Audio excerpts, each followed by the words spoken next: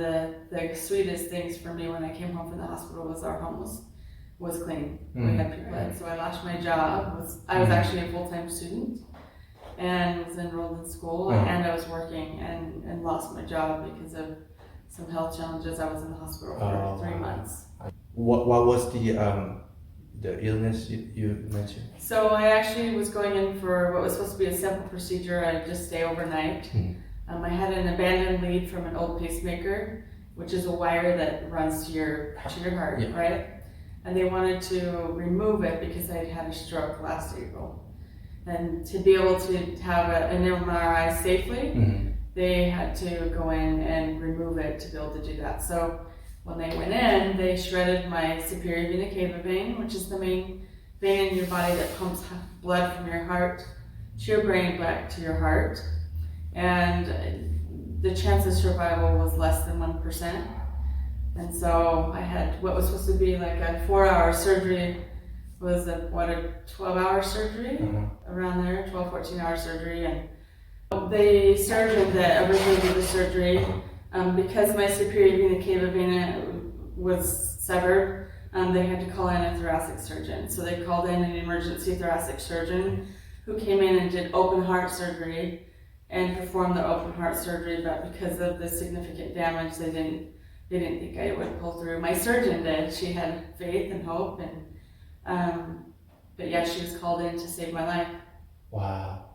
They told my husband that if I woke up, I would likely be brain dead.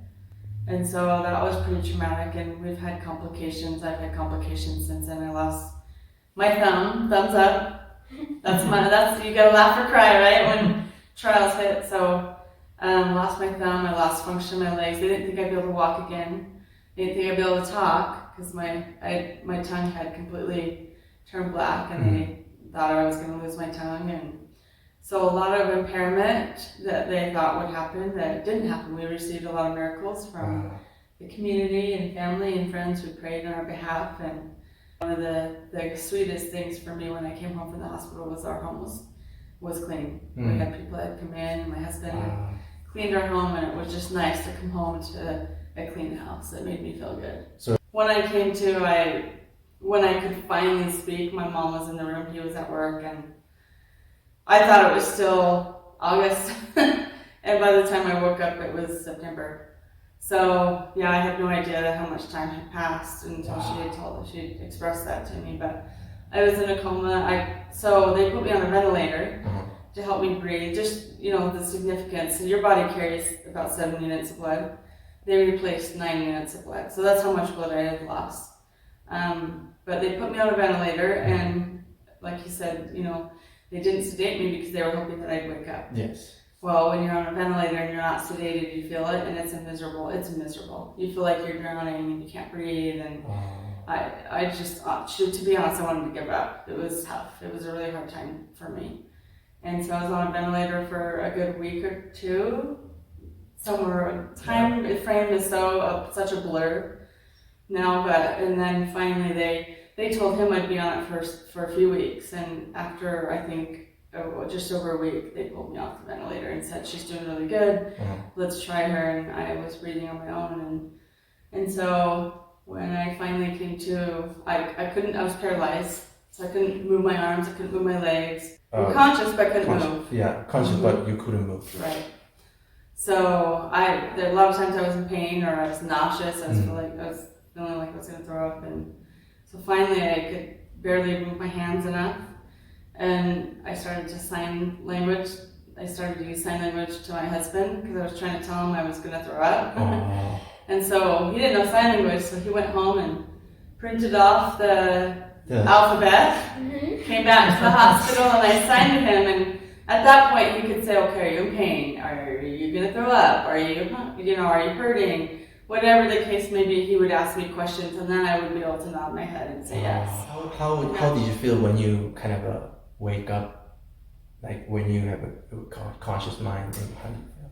Well, I had a really difficult life growing up. I was in foster care, so I'd already had some challenges that were really, really challenging for me and life-altering for me.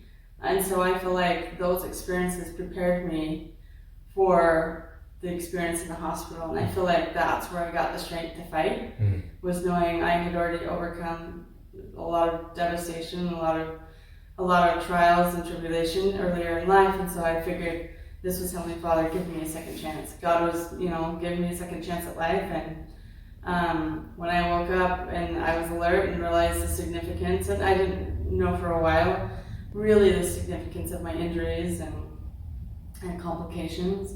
But when I did, it changed my life. It changed my perspective. It made me realize how important life is and how much the little things don't matter. How much my kids and my husband mean the world to me and my family, and it's changing me as a person. You're gonna get me emotional now. Yeah, I mean, I don't blame you, because reborn, right? You don't remember when you first born, but you remember the moment you were born the second time. Absolutely. And this time you remember that you have loving people around you that waiting for you and supporting you, and that's the like a feeling that not many people can have. So in a sense, it's very traumatic experience, but in a sense, experience that you can find some like true value and true like purpose of life. Right. I would say. So I'll give you an example. So I'm a piano player, have been my whole life, and so being able to play the piano, just like car detailing is probably a passion for you, right? You enjoy it. Makes you feel good. The piano was the same for me. And so when I did wake up, my hand was all wrapped and my thumb was completely black, and I knew it wasn't good. And in that moment, they told me that at least my thumb would be amputated, and my fingers are stuck in this position. And I still have hard days knowing I lost my thumb, but I remember sitting in the hospital just looking down at my hand, and they said, "Oh, we have to take your thumb." And well, I think I only replied with, "Okay." I think I was so grateful to be alive that it didn't matter in that moment. And it was, "No, don't take my," like I think a typical reaction would be, right? But for me, it was different because I realized I was given much more than what was being taken. The one thing that I was really grateful for is that we had a huge community of people. We're all coming together to pray for Tanya. Everybody that was a part of that was a part of the miracle. And so I'm so grateful for family, friends, people that didn't know us but cared about us and were willing to support and help us during that time. It was incredible. Merely not just for the update, but also for the chance to be able to pray and be part of that miracle. And so it became kind of a community upliftment for the day almost, right? And each day there was progress, and each day they were part of that miracle, and they appreciated that. One of the things that I love about Tanya is she's always looking for ways to help uplift and serve people. People are having a hard time. I'll be coming home from work and Tanya's headed out. "Hey, where are you going?" "Oh, I'm just going to go drop off this thing to somebody." "Oh, it's so-and-so's birthday. I'm going to bring this over to her." And, "Hey, I heard somebody's having a tough day. I just wanted to stop by and say hi." And she's constantly looking for ways to connect with people and to lighten their burdens. Even when she's going through a lot, whenever you turn around and stop focusing on yourself, but think about how can I help somebody else, that's when your burdens seem to become lighter, and your moods and your spirit is lifted because you're going around doing good. And that's. I see you even losing thumb, and you have a health challenges. Thumbs up. Yeah, thumbs up. Yeah, always thumbs up. So like even so, like you put a smile on you, and you shine your light. That's amazing. And Yeah. thank you so much. You. Yeah.